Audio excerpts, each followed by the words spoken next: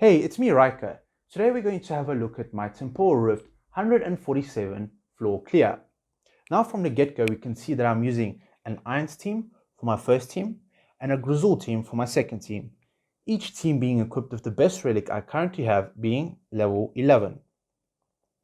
Now my Ainz team is made up of Ainz, Albedo, Arthur, Merlin and Mortis, where all the dimensionals from that team are maxed out in both signature item, furniture, and stars. However, my Mortis is only Elite Plus. He can survive because of the relic that he has equipped and that I have invested in the sustenance tree from the Temporal beacon.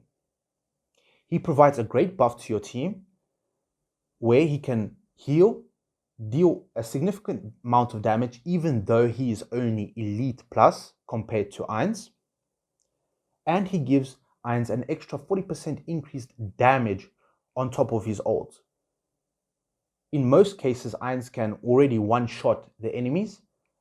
However, with Mortis's ult, this is a guaranteed one-shot no matter how high in the floor you are currently, as long as you can survive for the first couple of seconds of the battle. Now for my Grezhul team, I'm using a couple of healers being the Zyra and Silas. Silas being able to sustain and essentially give a few immunities to my allies, where the Zyra can provide a significant amount of shields and act as a fail-safe where she'll activate a healing ability if any ally gets below a certain percentage of health. And Grezhul, Hodgkin, and Odin provide a significant amount of control, Odin being able to reset multiple enemies' energy bars throughout the entire fight, and he provides a significant amount of damage both on the team fights and on the bosses, while Hodgkin provides his fear and a lot of buffs to the entire team. However, my Hodgkin and the Zyra are not maxed out at the moment, so there are a couple of times where they're not able to fully survive when you get into the higher floors. But if you equip them with a high enough relic and give them a decent amount of investment in stats in the Temporal beacon, then they'll easily be able to do a significant amount of damage and play their role in their respective teams. Now the 5 additional heroes that I'm using, and you can change this depending on what you have invested or what will give you the most benefits. So if you want to swap out a hero such as Ainz for example, Leonardo da Vinci, it depends on what heroes you have and the amount of investment. So I'm using a Talene, Rowan, Leonardo da Vinci, Rain, and Damon. Now from here you can see I'm using 3 supports and 2 damage dealers. Both Damon, Talene, and Leonardo da Vinci can provide a significant amount of damage, even though they might not have the best relics equipped currently. And Rowan and Rain just provide energy and a bit of healing to your allies.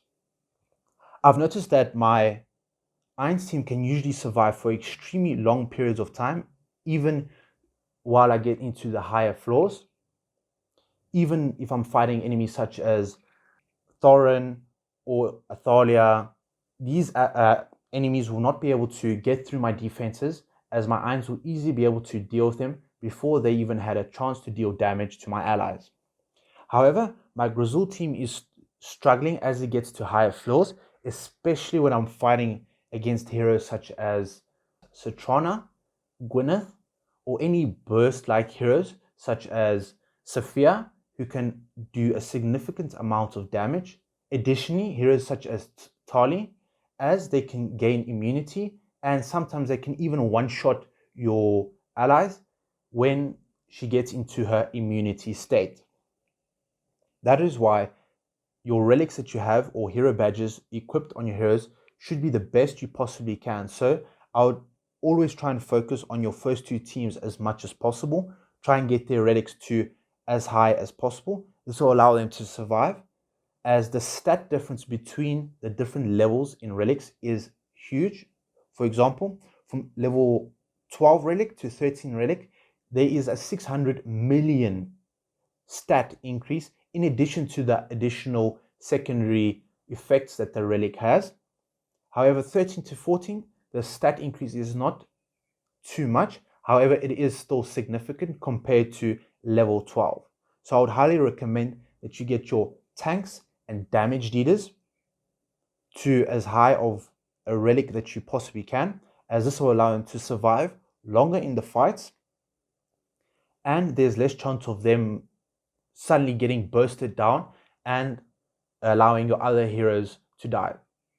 As you can see from both teams, both Grezhul, Hodgkin, Arthur, and Albedo need high relics, as sometimes they can essentially have seesaw health bars where it'll drop extremely low, and when the healers heal them, it'll pop back up. So it's best to keep their health as high as possible throughout the entire fight.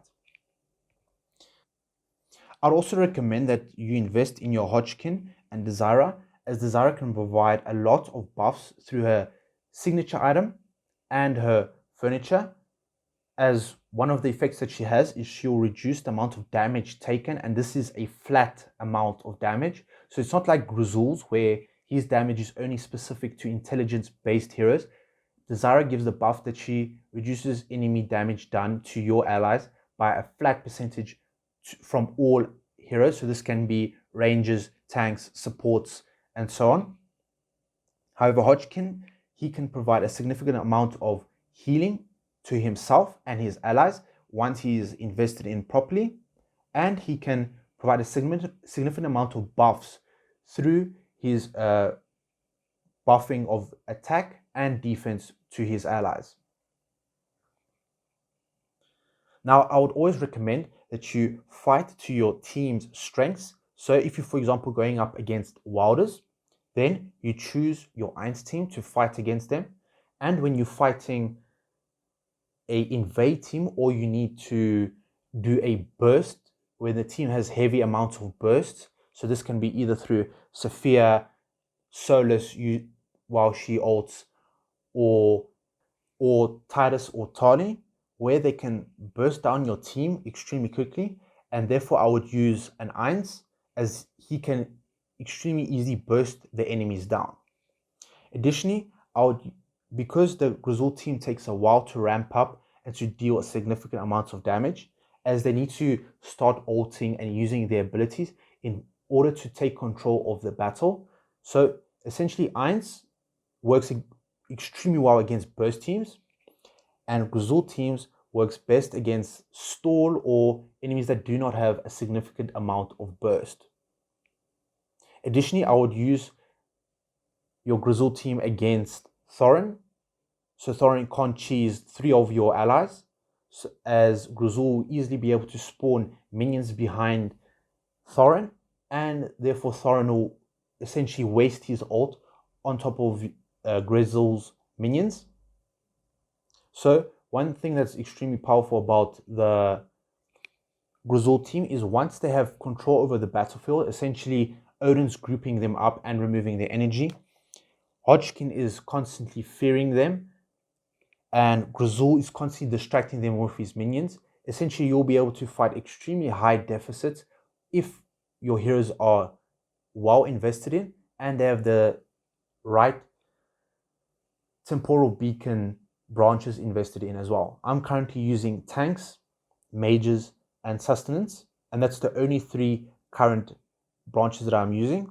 However, if you want to, you can also use the dimensional branch, which can give a significant boost to your Ainz team, and you can use the Wilder and Graveborn buffing branch to boost your Grezhul team significantly. However, I am just going to stick to 3 branches I previously mentioned, as this boosts all my heroes irrespective of the faction that they are currently in. So as you can see here, I'm always choosing the best relics for my first 2 teams, and if there are reset badges left or there is slightly worse relics and I don't need them for my 2 main teams, then I use those relics for my 3rd team, essentially Talene, Rowan, Leonardo, Rain, and Damon.